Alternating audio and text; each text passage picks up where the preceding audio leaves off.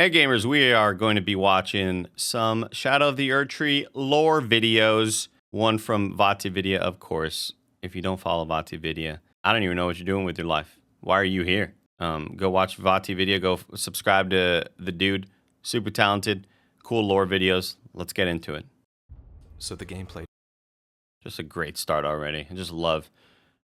Just a great start to hear Vaati's voice already. It's like I feel at home. You know what I mean? So the gameplay trailer for the Shadow of the Erdtree DLC just dropped, and it's also extremely story-heavy. Pure and radiant, he wields love to shrive clean the hearts of men.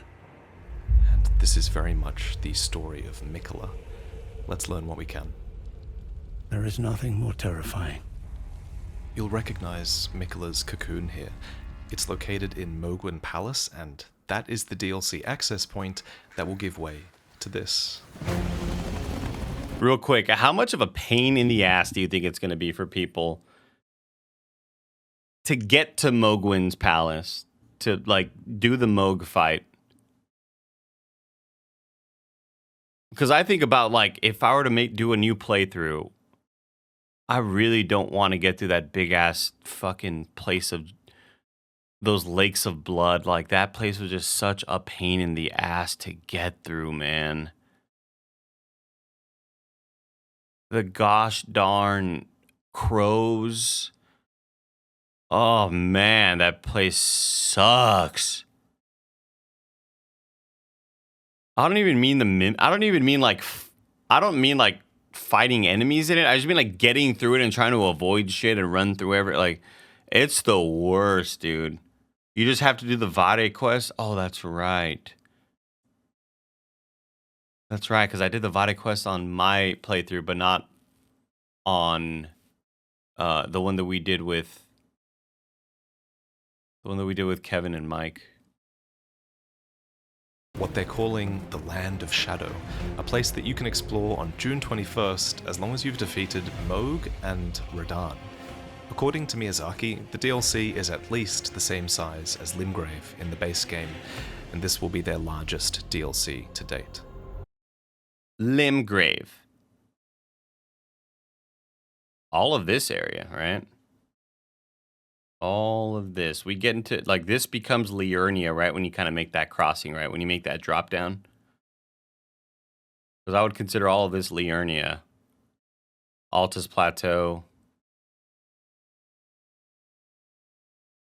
That's a pretty sizable chunk, especially if we're thinking about like how I'm also just intrigued by like what the underground might be, if there is. Well, we're in a totally different zone. It's not even, there may not even be an underground. I don't know if they're calling it their largest DLC to date. I'm surprised by just Liurnia. I know that sounds very, very spoiled. I would have, if you told me, oh man, it's her biggest DLC to date, it's the size of Liurnia and Limgrave, then that'd be a lot more believable. But I think what they're going for is going to be a lot more of, in that interview, Miyazaki talking about like, we're not that seamless transition between like dungeon and world or whatever. I think we're going to see a lot more like more of the open zone stuff that we saw in the Souls games and in Bloodborne and things like that. I think that's kind of what he meant by, hey, this full area is not just open world roaming. This full area is very designed and intricate in it's very specific in how it wants you to kind of walk through each place. That's what I'm assuming. I hope.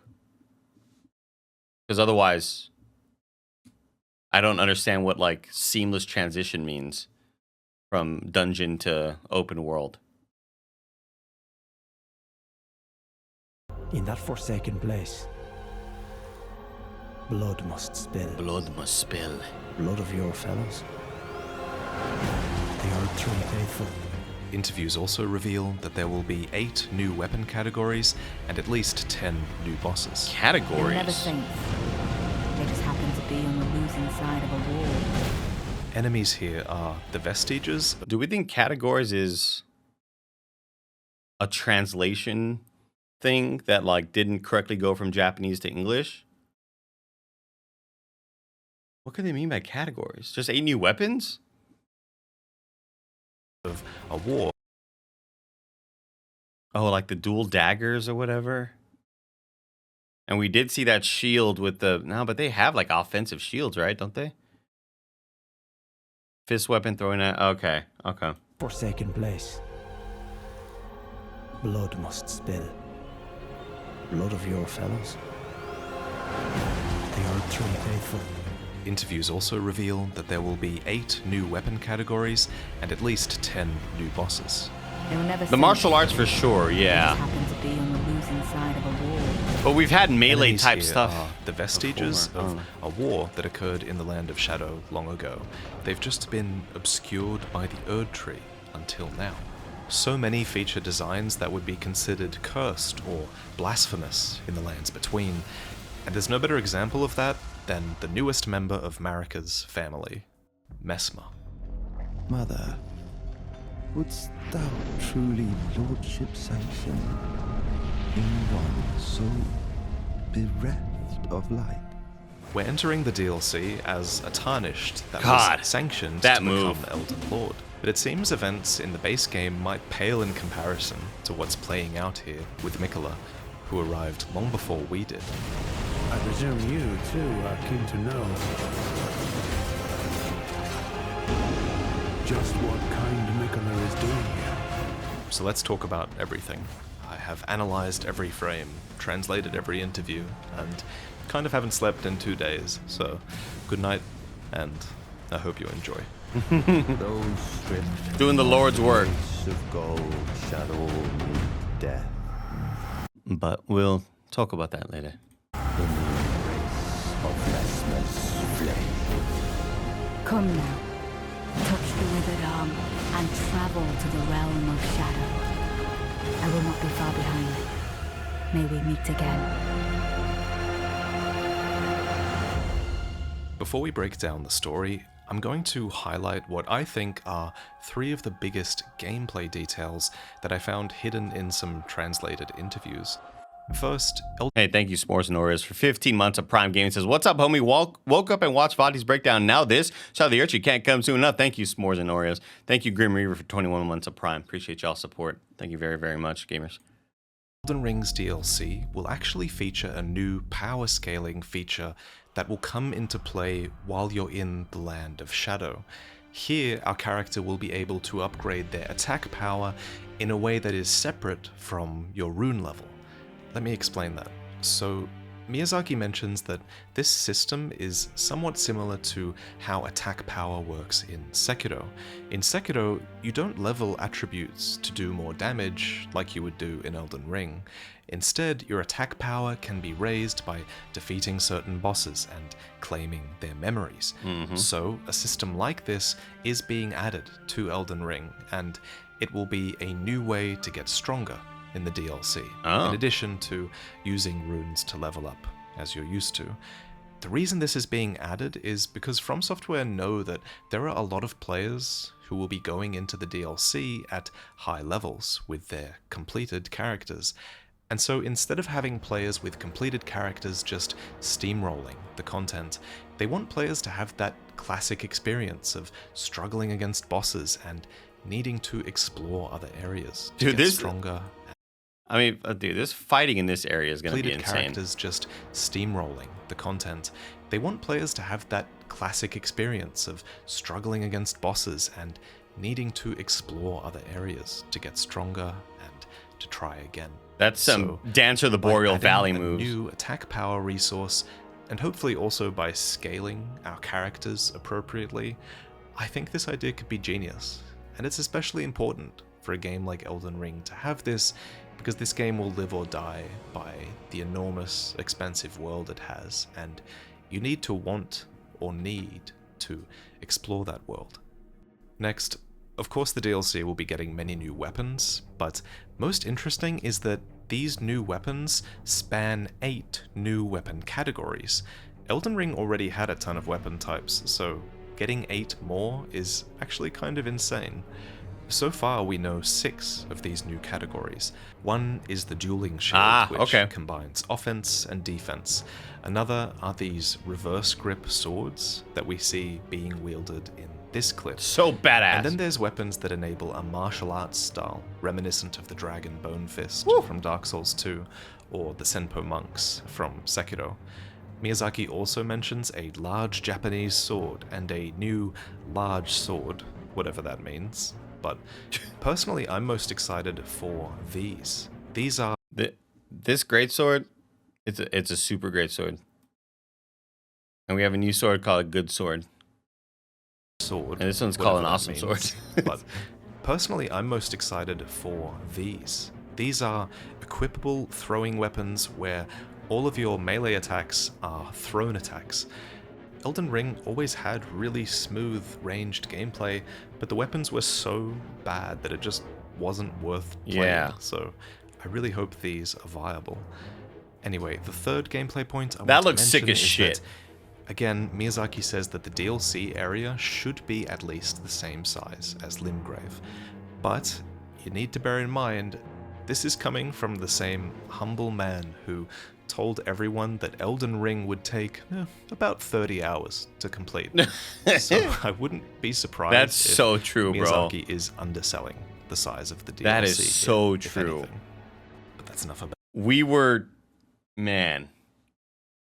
Yeah, we were notified about that shit too. Like when while we were doing during the review period. Like, I think I mean, it wasn't even because of that interview. Like, usually PR will kind of let you know about how long it would take. And that's why, you know, I'll never forget DMing Tam and Imran and all of us just being like, we're not beating this. Like, there is no way that we're like, I'm 80 hours in and the map just opened up and doubled in size. Like, there's no shot. gameplay for now. Let's talk lore. Shortly after the DLC trailer released, I received an email from Namco Bandai about it, and they included this short poem. It reads, "The land of shadow, a place obscured by the Erdtree, where the goddess Marika first set foot, a land purged in an unsung battle, set ablaze by Mesmer's flame. It was to this land that Miquella departed, divesting himself of his flesh, his strength, his lineage, of all things golden. And now Miquella awaits the return of his promised lord." Let's break that down, starting with the land of shadow. According to interviews with Miyazaki, One thing I'm gonna do real quick is make the subtitles a tiny bit smaller, just a little bit, just a little bit. Is it Xbox? Oh man, I fucking hate Xbox's subtitling, like, accessibility system. What size do you want? 100% size font or 50? Where's the input? Where's 75? Why do they do that? It pisses me off.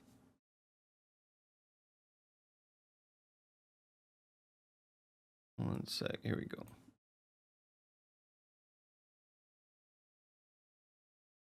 the Land of Shadow is a place that has become physically disconnected from the Lands Between. So this isn't an alternate version of the Lands Between, nor does it seem like we'll be going backwards or forwards in time to access the DLC for once. And that is refreshing compared to past From Software DLCs. I am excited for a DLC that will expand on the present world for once, rather than a past or... This is just a guy reacting to like a sports game. What the fuck? That's a flag! You gotta throw the flag, ref! version of the Lands Between, nor does it seem like we'll be going backwards or forwards in time to access the DLC for once. And that is refreshing compared to past From Software DLCs. I am excited for a DLC that will expand on the present world for once, rather than a past or future world. That said, if anything, the Land of Shadow will definitely contain many remnants of the past, as it is a place obscured by the Erdtree, where the goddess Marika first set foot. If this place can be obscured simply because the Erdtree exists, then I lean towards thinking that this might have always been some sort of shadowy dimension, rather than once physically being a part. It's draped. There's a veil over it. This shit was here the whole time. There's drapes. It's veiled already. It's always been there, dog. That's so cool. If this place can be obscured simply because the Erdtree exists, then I lean towards thinking that this might have always been some sort of shadowy dimension, rather than once physically being a part of the lands between landmass, although there is a nicely sized gap right in the middle of the lands between where this might fit. But I think the Erdtree does generate a ton of light, so the idea of a land of shadow being obscured by the Erdtree kind of makes a lot of sense. As for why this place became obscured by the Erdtree, I think we can lay the blame squarely at the feet of Marika, since the age of the Erdtree is her age, after all, and this age only came about when she ascended to godhood and became the vessel of the Elden Ring. The biggest part that's always been missing from Marika's story is what happened before she became a god, and It's so wild looking back at the first reveal of Elden Ring, the cinematic trailer, and me just not giving a singular fuck because I had not played any From Software games. I was like, oh, yeah, okay, cool. Just didn't give a shit. It's insane. the shadow of the Erdtree seems to hide the answers to that exact question, since the poem calls the Land of Shadow the place where the goddess Marika first set foot. Marika setting foot in this place before setting foot in the lands between makes a lot of sense, because we've always known that Marika isn't from the lands between. She's a part of the Numen race, and the Numen are said to have come from outside the lands between. The character creator calls the Numen supposed descendants of denizens of another world. The Numenorians. Either this other world is the Land of Shadow, and Marika originates from there, or Marika comes from somewhere outside the lands between and outside the Land of Shadow, but simply set foot in the Land of Shadow before venturing to the lands between. Either interpretation could be true at this point, I think. At any rate, it seems like the Land of Shadows is extremely important to Marika's past. Miyazaki drops a huge detail on that note, stating that the Land of Shadows is the place where Marika became a god, and the Golden Tree was born. I can't wait for the DLC to elaborate on those circumstances. When Marika did claim the Elden Ring, her most significant act was removing the Rune of Death from it. Afterwards, many previous cultures of death were rendered obsolete, as souls were now supposed to return to the Erdtree. So, if souls started to return to the Erdtree, where they were presumably reborn, where were souls going before that? Now, this is just speculation. They just hung out. The souls, they would have like, they would go to Denny's like at 2 a.m. Everybody would just like, some would get pancakes, some would get, fried mozzarella sticks. But is it possible souls once went to the Land of Shadow? Could the Land of Shadow once have been a sort of afterlife? As evidence for this claim, consider that A. Miquella only managed to depart to the land of shadow when he divested himself of his grace and his flesh, so his death led to him being here. Next, trailer dialogue explains that those stripped of the grace of gold shall all meet death in the embrace of Messmer's flame. So those who are stripped of the grace of gold have to meet death in this place.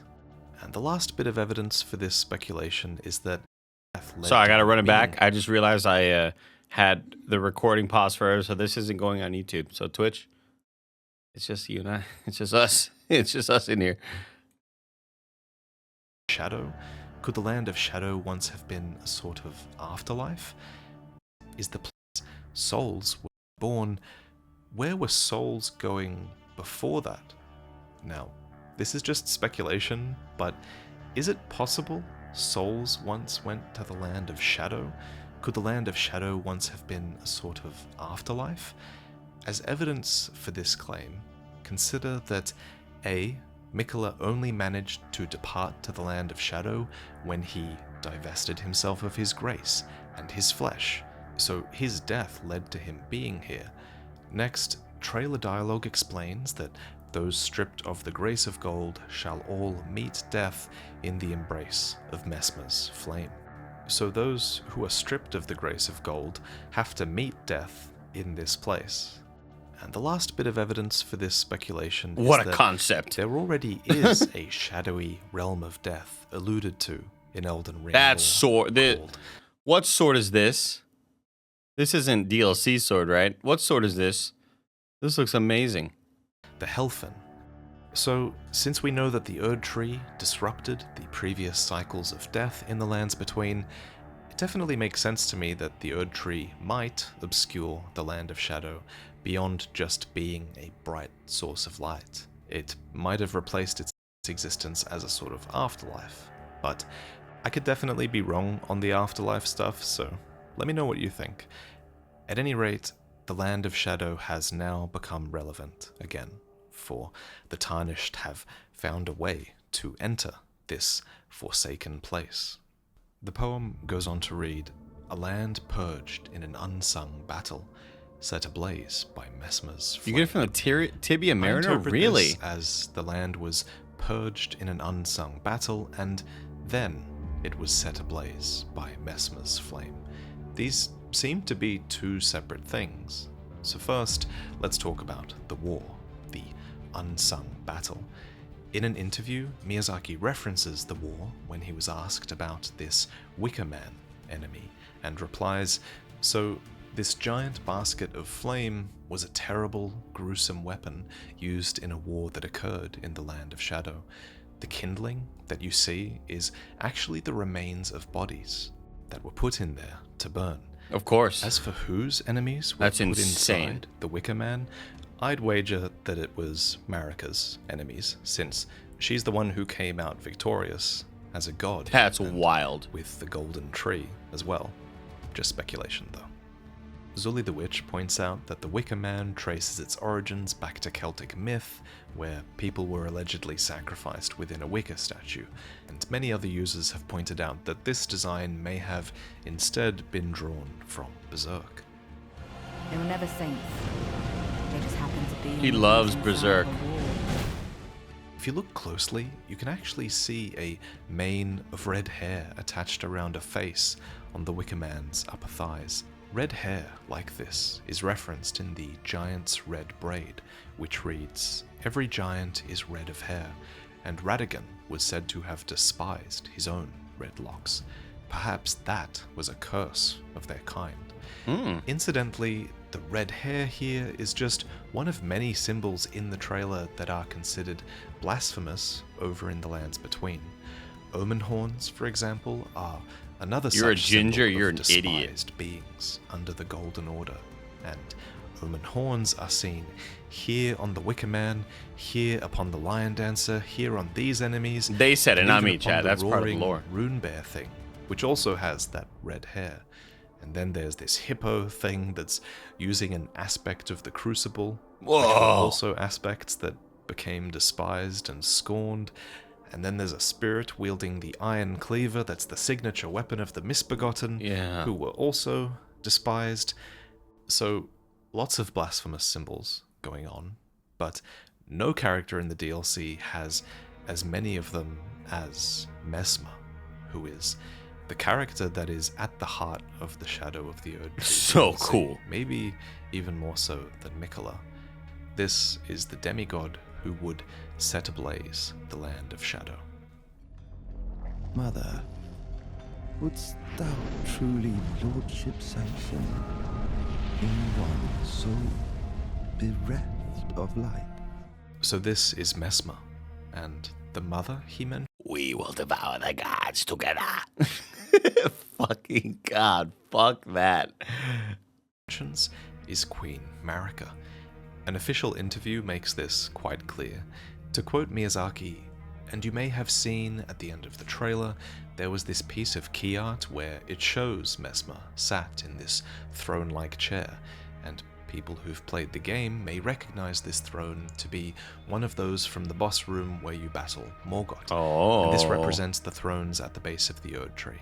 And it's supposed to symbolize that Messmer stands on equal footing to these other demigods and children of Marika who sat around in these thrones and held the rooms of the Erdtree.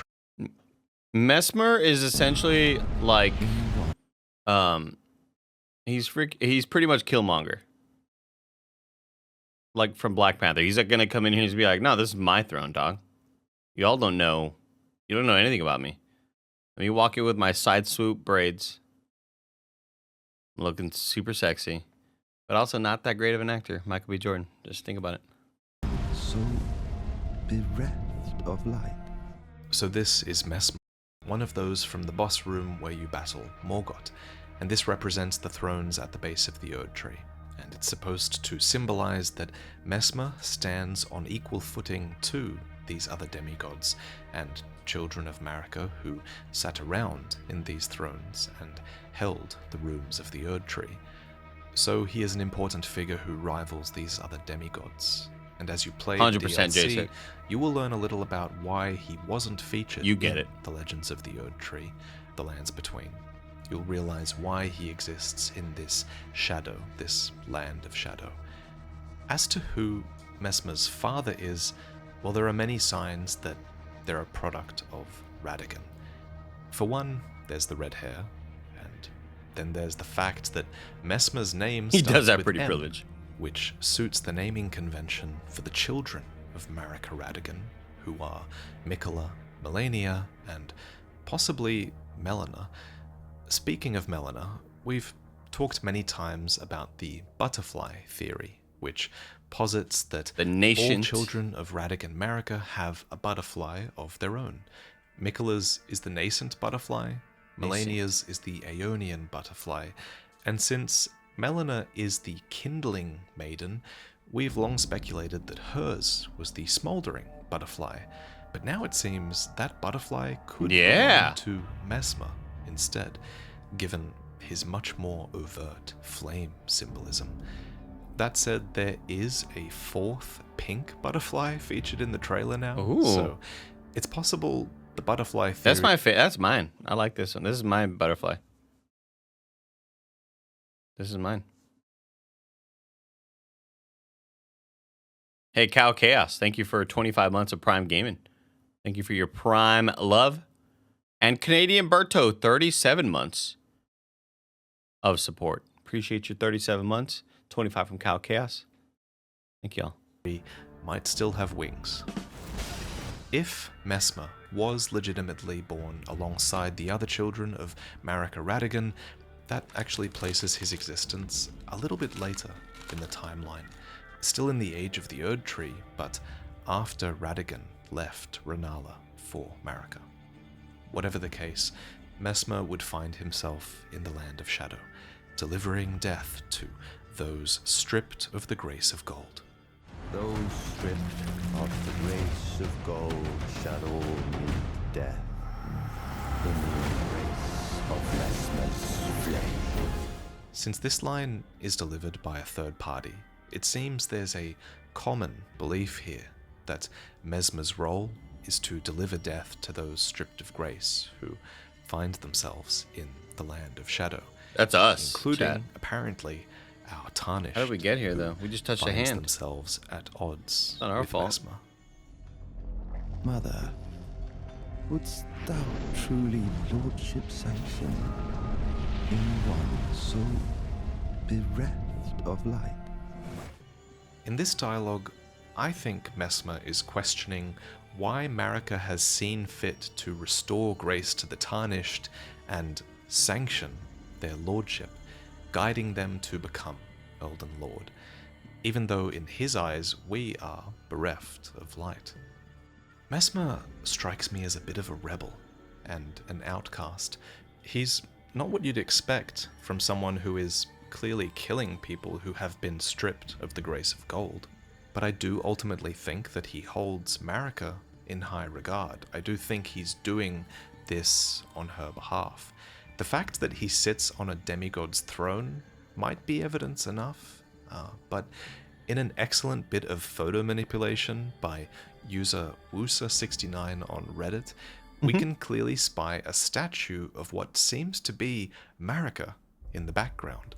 It has her signature braid and her armband as well, and uniquely, she's holding a baby who could be Mesmer, but that's just speculation. Oh. We know Marika uses people, even her enemies, even the blasphemous.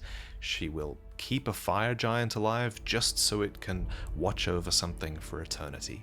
She will disguise herself as Radigan, make her biggest rival fall in love with him, and then abandon that rival and undo them from within. She will condemn the misbegotten and then get one of them to craft weapons for a tarnished so that they can become Elden Lord. So in a similar way, I feel like Mesmer being useful to Marika, despite very clearly being a blasphemous character, really isn't that strange. Damn, that's so But cool. what do I mean about Mesmer being blasphemous? Well, first, there's the snakes. According to the Gravekeeper cloak, the snake is viewed as a traitor to the Erdtree, and now we don't know if they're talking about Mesmer's snake or the Great Serpent, which is what we assumed before. Whatever the case, there's no way that Mesmer's snakes would be looked upon favorably by the Golden Order. In the Erdtree Colosseums, for example, the audience delighted in seeing the bronze snakes on the armor of the gladiators be beaten and battered. And then there's fuck Mesmer's snakes, dog. usage of flame. According to the Spark Aromatic, fire was prohibited to those who served the Erdtree. And while this rule was forgotten as the war drew ever on, I do think Mesmer might have some links to the flame of the Fell God, if I had to guess. He's got the red hair, and snakes do appear on the Giant's Flame Forge in the mountaintops, but I'll admit these connections are pretty shaky. We don't know exactly what kind of flame Mesmer is using just yet. Lastly, Mesmer clearly has a connection to Dragon Communion, which is also something that's frowned upon. Dragon Communion is the abhorrent act of consuming the hearts of dragons to commune with the ancient dragons and become more like them. According to the Magma Worm's Scale Sword, Dragon Communion is a grave transgression for which many partakers were cursed to crawl on their bellies as Damn. shadows of their former selves. Damn. As evidence for Mesmer's communion, his one good eye is yellow and slitted, which is a clear symptom of consuming the dragon hearts that even our tarnished gets afflicted with. And, not to mention, his winged armor looks a lot like the Drake Knight set, which is a... This 3D model looks incredible. Taking this freaking 3D model in like a 3D model viewer and putting this one light source on it looks so awesome. set that labels the Drake Knights as partakers of communion. Then there's this symbol on the box art, and even the fire he conjures that looks a little bit like the Dragon Communion seal, but it's not a one-to-one match.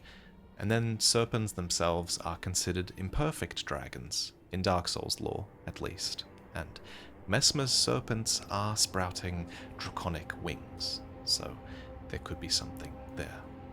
On this promotional page, we also learn that Messmer's full title is Messmer the Impaler, and it could be that this Impaler, name I barely simply know her. comes from his fighting style, but I will also point out, as many others have already, that there is a catacomb in the Lands Between called the Impaler's Catacombs. Whoa. So it's possible he got this reputation from certain deeds that he committed in the Lands Between. Whoa. Of all the characters I can think of, only the Fire Giants and Marika come to mind as ever being impaled. The Fire Giants' stakes aren't identical to Messmer's spear, but they are similar, and Marika being impaled at the end of the game never really had a good explanation, so maybe this is a chance for them to explain that, finally. So, in conclusion, I get the vibe that Messmer is this rebellious, kind of blasphemous child, but that they're still loyal and, more importantly, still useful to their mother, who is Marika. Though, of course, all my opinions and speculations in this video, especially, are very subject to change. Next, let's talk about Miquella. Let's. Just kidding, we Miquella just is did. It's many Messmer. things. He is the demigod son of Queen Marika and her consort Radagon. He is Miquella the Nascent, cursed with eternal youth. He is Miquella the Unalloyed, who sought to find a cure for his sister's scarlet rot. He is Saint Trina, an alter ego who deals in sleep and dreams. And he is Miquella of the Erdtree, a sort of Erdtree that he eventually embedded himself within. He's also the subject of an hour-long lore video on my channel. Very good and video. I'm also going to be talking about him again later this week in a lore video about Mohg, so please forgive me for being brief in my description of him here. Suffice to say though, Miquella is a Apology very not important accepted. demigod. He's also an Empyrean, which means he is a rare character eligible to become a god and succeed Queen Marika. Additionally, his sister says that he is the most fearsome Empyrean of all, and that he possesses the wisdom, the allure of a god. It's this allure that has led to his fate in the base game, which is to say, he appears to be dead at the hands of Mohg, who is Miquella's demigod half-brother. Mohg ripped Miquella's cocoon out of the Erdtree and abducted him. Now Miquella's cocooned flesh lies in Mohgwyn Palace, and his withered arm there will become the entrance to the DLC. Miyazaki elaborates on this point, stating that Miquella has traveled to the Land of Shadow for his own reasons, and it's up to the player to follow in his footsteps, as many other NPCs also have before you. The poem reads, "It was to this land that Miquella departed, divesting himself of his flesh, his strength, his lineage, of all things golden."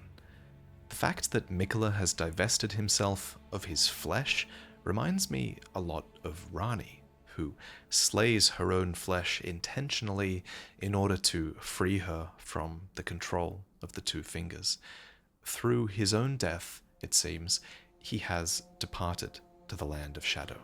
But why did he grow big, though? I thought he was always a little baby.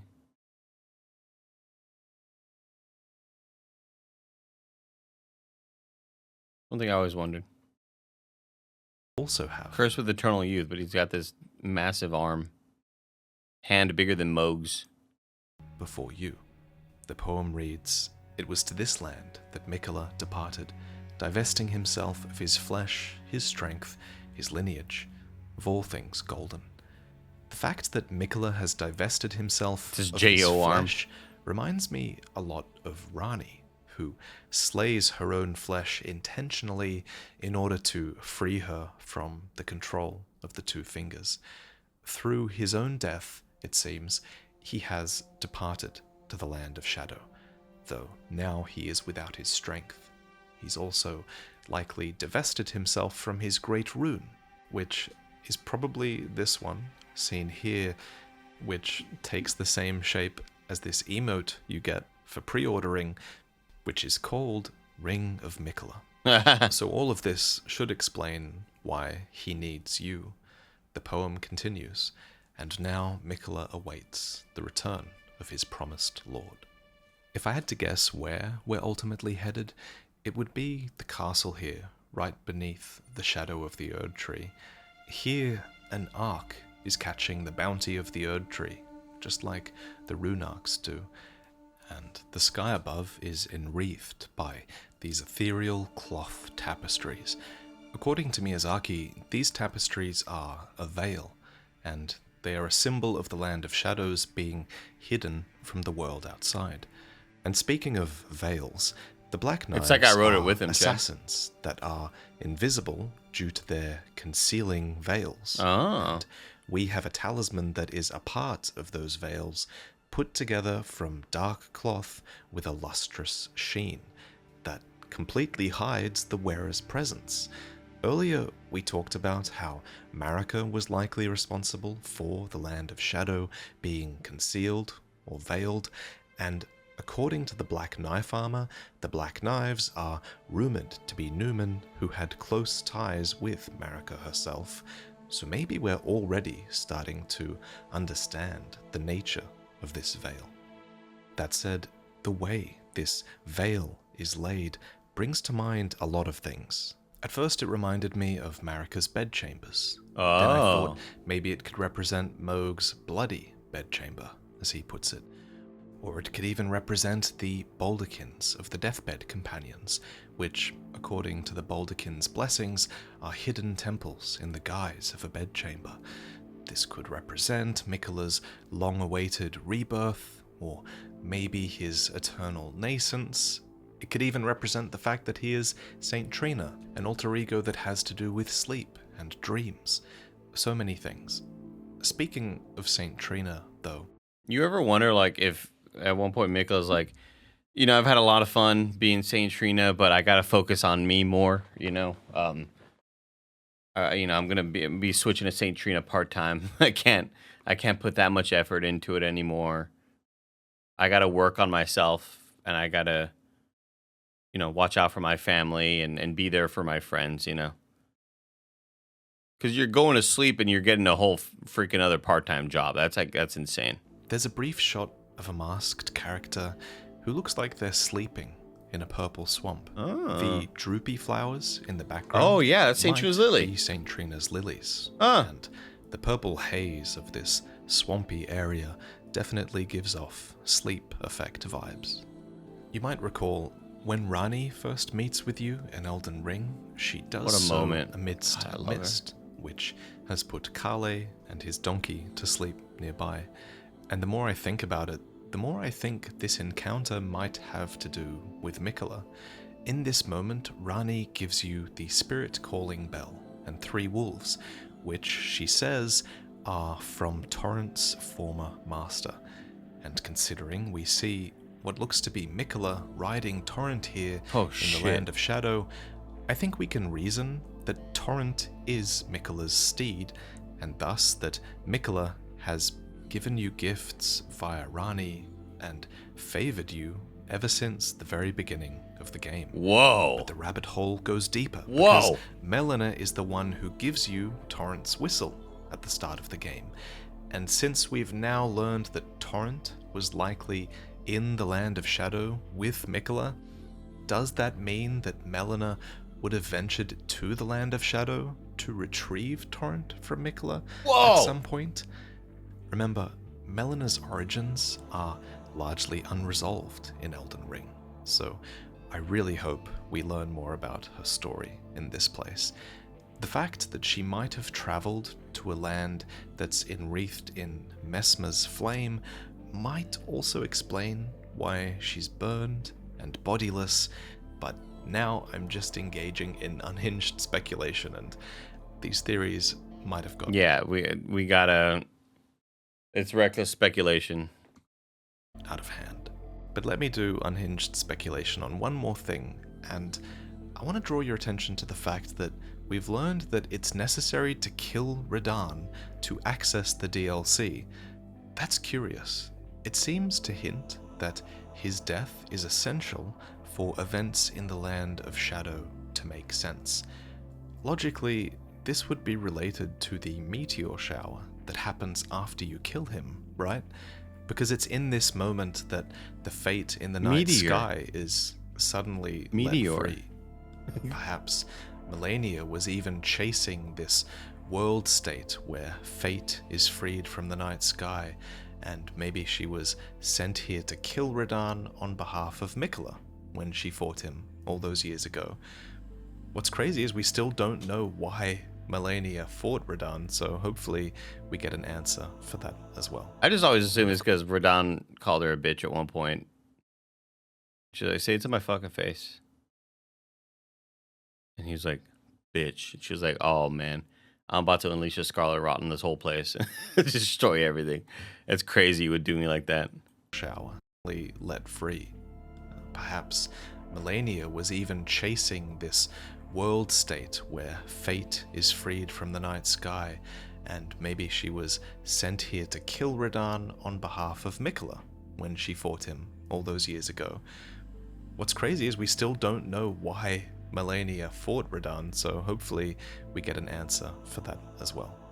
And of course, most of you won't have to worry about killing Radahn, as your characters are likely already at the end of the story.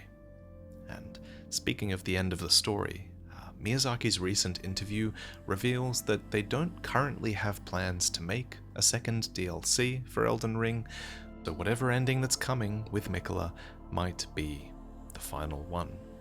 But that doesn't necessarily mean that it's shaping up to be a good ending with Miquella. I'm sure it'll be totally chill. Pure and radiant, he wields love to shrive clean the hearts of men. There is nothing more terrifying. God, that line read just sounds like something out of Lord of the Rings. Shrive is to hear confession, to assign penance and absolve someone. Sounds like a pretty harrowing process, and that is a perfect match for Miquella, who is described as both benevolent and fearsome. This is that ominous love of Miquella, which is a really unique vibe, and I'm very excited to see where things will go. You're really throwing me off with your vibe right now, Miquella. Trailer to break down. You're giving me a lot of love, but I don't like it's ominous. Harrowing process. Pure and radiant, he wields love to shrive clean the hearts of men. But we'll talk about that later. There is nothing more terrifying. To shrive is to hear confession, to assign penance and absolve someone. Sounds like a pretty harrowing process, and that is a perfect match for Miquella, who is described as both benevolent and fearsome. This is that ominous love of Miquella, which is a really unique vibe, and I'm very excited to see where things will go. Believe it or not, I've still got a lot of the trailer to break down, but first, I'd like to finally reveal this. This is the Shadow of the Great Tree, a unique displate design that I wanted to create where you can flip it upside down and get a completely different perspective. There's two prints in one here. So this way, it's the giant tree with roots. Hold up, what's up? What's that? Dark Souls 2? What are these like weird limited edition? Where you can... I say limited edition, it's just like in a Games for Windows thing. And this is where I'd like to talk to you about NitroRifle.com. Armored Core sweatshirt. Available now at NitroRifle.com. Yeah, if I were to like, you could not pay me an amount of money to take a photo of how my desk looks right now. There's no amount of money I would do it for, legitimately. Parents are kidnapped. The only way to free him is to show a photo of the desk. I'm gonna miss him. Flip it upside down and get a completely different perspective. There's two prints in one here. So this way, it's the giant tree with roots snaking through the city below in the second half. But put the other way, it's a city with the trees of the underworld holding up the world. Oh, sorry, Chad. This is all made possible thanks to Displate's innovative magnet system, where prints can be easily stuck onto walls. In Whoa, whatever look at that cool orientation Armored Core one. the world. Walls in Look at that one. That's cool. whatever orientation Alright, final observations. fit into the previous parts of the video. First, this is my favorite enemy design in the trailer. It's Hey, real quick. For real, though, for real, I'd like to thank Zacharias for buying merch. Just bought merch a little while ago. And Brian Martinez just bought merch. Hey, Brian. I'm on stream right now. You bought this while I'm streaming. Thank you for buying the sweatshirt that I was just advertising to the chat. Keep seeing you in this on content, and it looks really good. Good job, man, and thank you. Hey, thank you, Brian Martinez. Hope we're doing well. Whenever you buy merch, I'll send you a little video and you get it in your email. Hey, Baltor. I will keep being the coolest streamer out there. That's a Baltor. Talk to chat. Tell chat.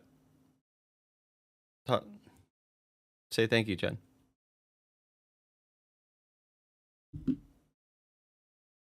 body is actually made up of 3 or 4 robed humanoid beings. I thought that was just 2.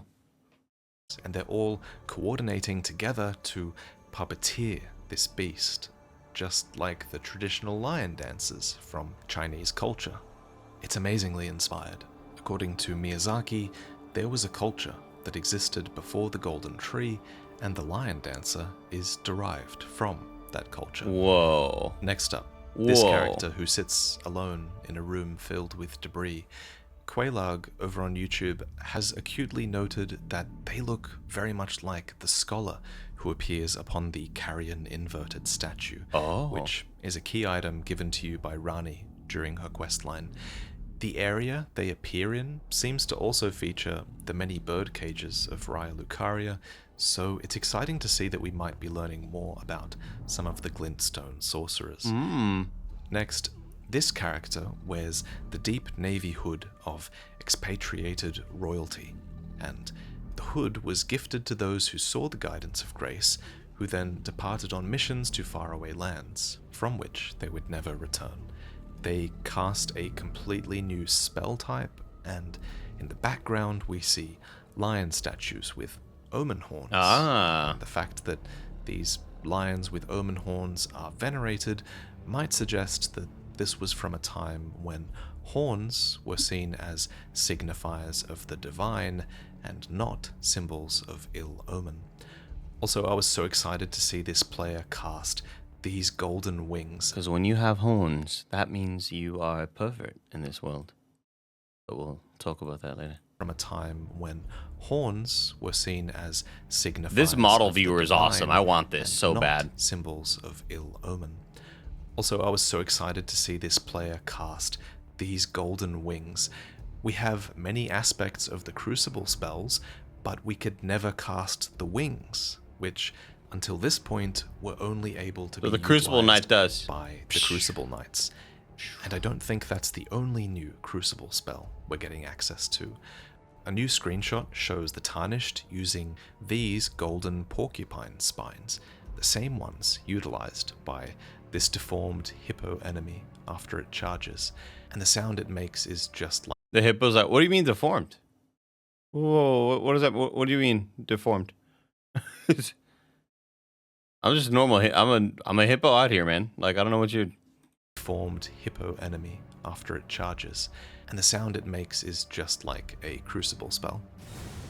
But I wonder if this pot thrown by the player character is a spell or a consumable or a weapon art. And speaking of new screenshots, I want to know the story behind this guy. I will protect him with my life. It seems like he appears in this same field of blue flowers, which, if you look carefully, has that grave that has a hole in it that you find in Morn's castle. There's also, of course, this Red Dancer character. There are a couple of dancer characters in Elden Ring, so maybe she's related to that. Oh, and I also adore the design on this guy who is attempting this impossible task of wrenching a sort of spinal golden ribcage through a hole in his skull. Interested to see what happens after that. Jesus. And if you look closely at his robes, you'll notice he's actually the same character as the man in this portrait at another point in the trailer. So there's clearly a story here, especially if they're worthy of a portrait, right? It's gonna be a fucked up Next boss to this fight, man bro. is a woman who looks a little bit like a deathbed companion. Yeah, it looks like The Thea. origins of the deathbed companions were alluded what's to in up, the base baby? game, so it Jesus. seems kind of fitting that we might explore those origins further in the Land of Shadow, but who knows. I also wonder if this enemy could be a Knight of Radahn. They use gravitational magic, as a lot of his knights Cool. do. They're also armored somewhat similarly. Big and ass They pig. ride a boar, and Radahn's Armored helmet boar. has boar-like tusks, so that might be a thing. But there's just too much to speculate over. Could this armor be related to the Knights Cavalry? This Twitter user points out that Messmer's statue looks a lot like the pose of the Cleanrot Knight. Is there a Oh. reason for that? Could these black knights with gold trim be related to Malekith? Are the people who are wearing masks part of House Mirai? Why is the top of this castle blackened and disintegrating into the sky? Why is there a line of birds standing before you in this swamp? Is this character afflicted by frenzy? Are they a worm face? Their posture God, is I kind of hate similar. worm face. Are we Ugh. getting Runebear communion spells? And a huge question, why does Mesmer only have one functioning eye? So many questions, but I guess it'll have to wait. Subscribe for more Elden Ring lore in the coming weeks, and subscribe to keep up with all the biggest news regarding the DLC. Thank you to Is Mesmer Melina?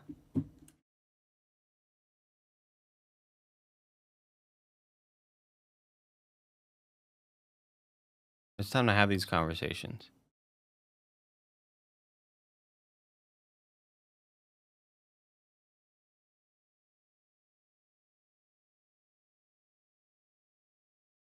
We always,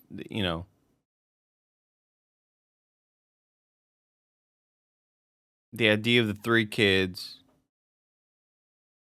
and maybe Melina's the third with the butterflies. Maybe that's her butterfly. And maybe this is just her dark form.